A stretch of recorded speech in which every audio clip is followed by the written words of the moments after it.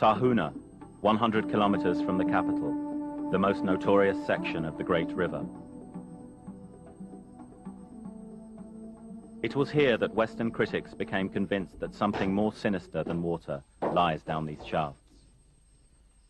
In the early 1990s, Western experts accused the Libyans of using water for an underground chemical weapons plant they believed Gaddafi had built here. The Pentagon even considered military action.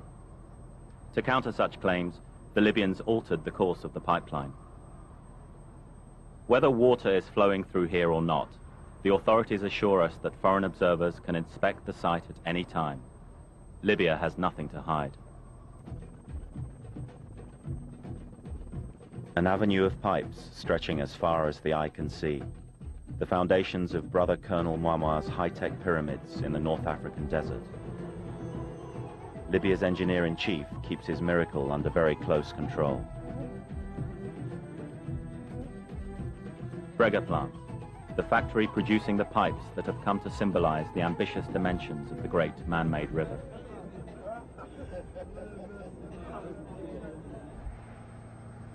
6:30 a.m. Workers are on their way to the factory.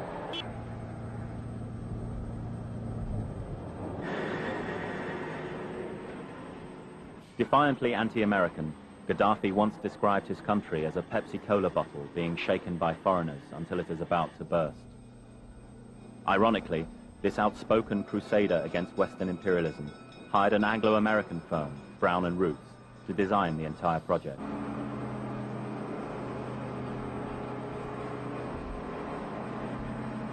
The chief engineer ridiculed the idea that pipes designed by Americans could be used as weapons against Americans. كيف ما نحن نعلم ان في آلات كثيرة جدا هنا في المصنع كانت مصنعة في الولايات المتحدة الأمريكية وتم استيرادها من الولايات المتحدة الأمريكية تم تركيبها هنا بواسطة المقاول السابق اللي هو دونغا.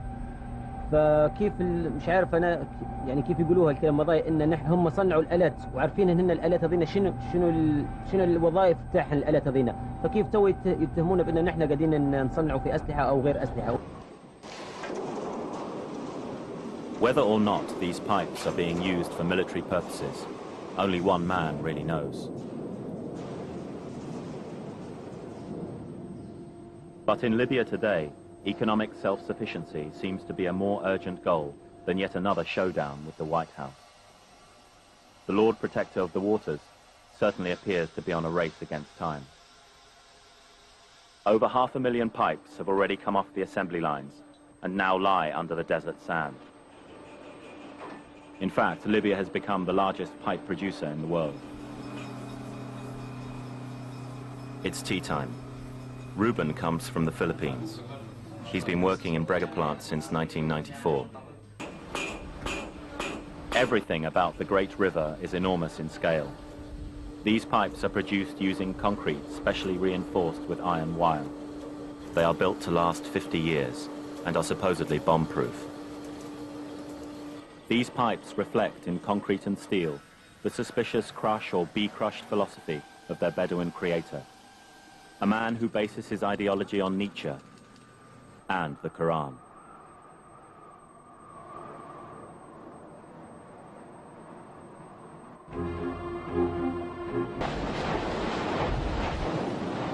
For it was in southeast Libya, in the 1950s, that foreign oil companies first stumbled upon vast oceans of water. These deposits have been trapped underground for thousands of years, since the time the Sahara enjoyed rainy seasons and lush green forests, and North Africa was the breadbasket of the ancient world. Today, the water sustains the largest agricultural project in the Sahara. Al-Kufra is Gaddafi's strongest weapon against his critics, proof that his dream of a green Libya is more than an empty slogan. 100 giant circles are watered by rotating sprinklers, which have spun unceasingly for the last 30 years. A mundane process performed every day, but one with hidden dangers. In the summer months, only 30% of the water makes it to the ground. The rest evaporates, while the salt from the water remains, slowly eating away at the newly fertile soil. The director of the project told us that the leader is turning back the geological clock and restoring the Sahara to its former glory. Gaddafi is preaching the politics of paradise, promising a new Garden of Eden that will one day create an economic power strong enough to challenge the developed world, the Islamic State of the wretched. Despite this, Gaddafi sees money as no object. In his relentless drive to make Libya self-sufficient, he wants to get even more water from Al-Kufra. Over the years, the colonel has turned this desert boomtown almost into a military camp. His revolutionary guards have uprooted thousands of desert nomads and brought them here to join his army of the wretched. 5 million Libyans living on the coast can't be moved south at the click of a finger, so the water must be pumped north.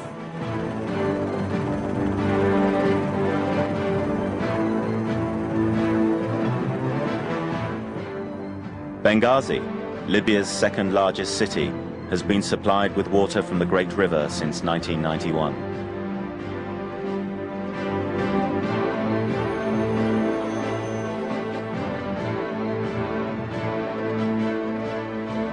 Water from the south suddenly appears from out of the desert sand, ready to be pumped into the Omar Mokhtar Reservoir, one of 4 giant artificial lakes in the north.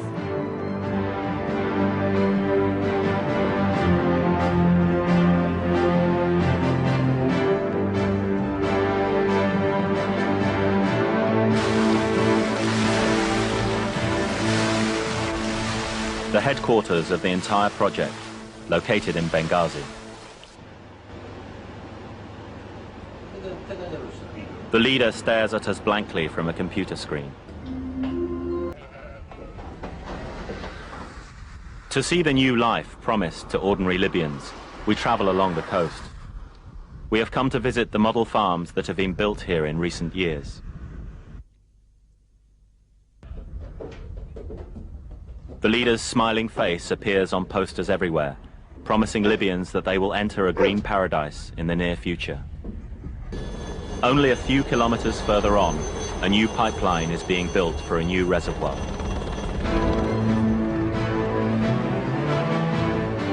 Al-Qatra.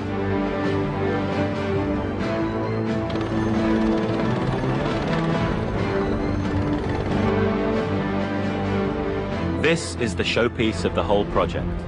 1 kilometer wide, it is designed to contain 24 million cubic meters of water. At one stage, supply problems led to the project being suspended. But today, work is once more in progress. Money is again flowing into the state coffers, and many foreign companies are eager to profit from Libya's new prosperity.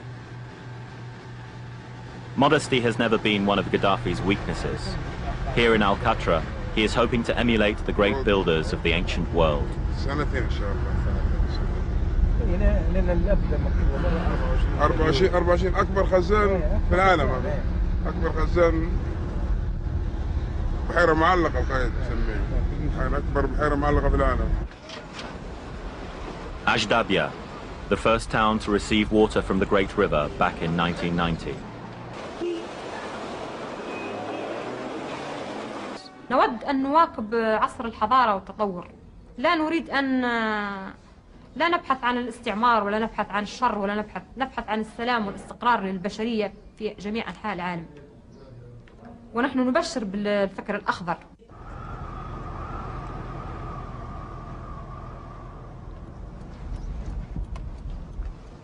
Just outside the town is a large holding reservoir, the jewel in Ashdabia's crown. Our hosts insist we see it before we leave. Here, as everywhere, all papers must be in order before we are allowed in.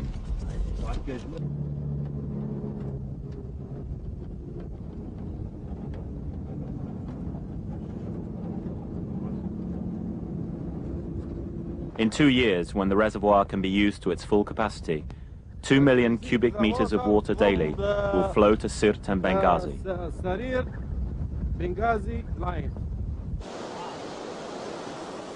But for some reason, the reservoir wasn't running to its full capacity. Only one of the 2 inlets was pumping water. No one told us why.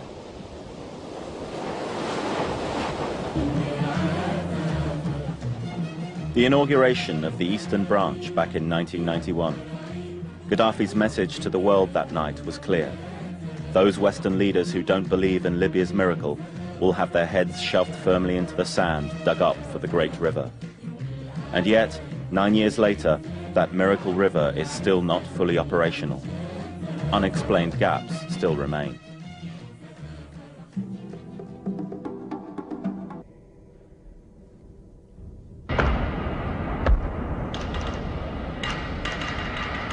But one of these enormous hulks is strangely empty. Not a drop of water to be seen, just like the water inlet in Ashdabia. The authorities are obviously not telling us the whole truth.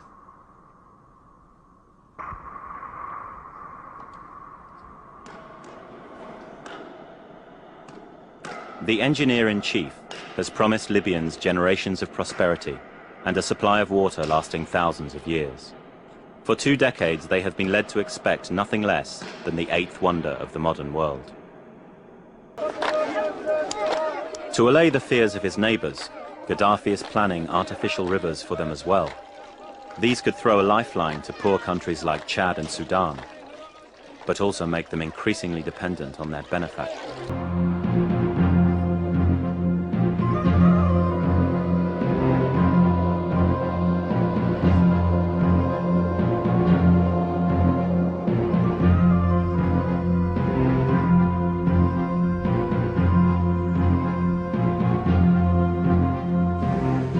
We are now in the western branch of the Great River.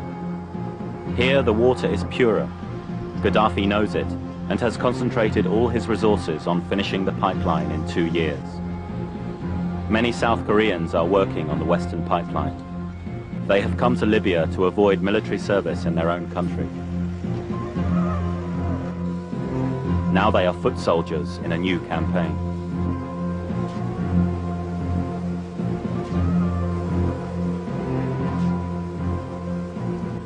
And many of them seem to have swallowed the same drug as their Libyan co-workers. هذه كانت المعيشة على الحياة، المعيشة على القدم. معنا ما فيش حاجة اسمها مية ولا اسمها حوش ولا اسمها معنا مزرعة نمشوا بمشينا. هذا معنا ننزلوا مسافة 100 كيلو على المية.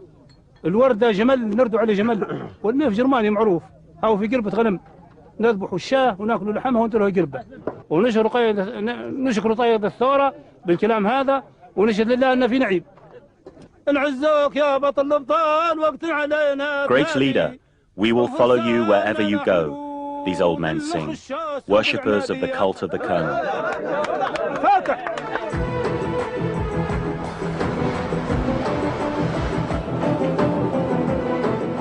The Lord Protector has staked his political future on the success of a concrete fantasy. The risks are great, but the prize could be infinitely greater. For as the 21st century dawns, the key to power in North Africa will be neither another Lockerbie nor a chemical weapons plant. It may be just a few drops of water.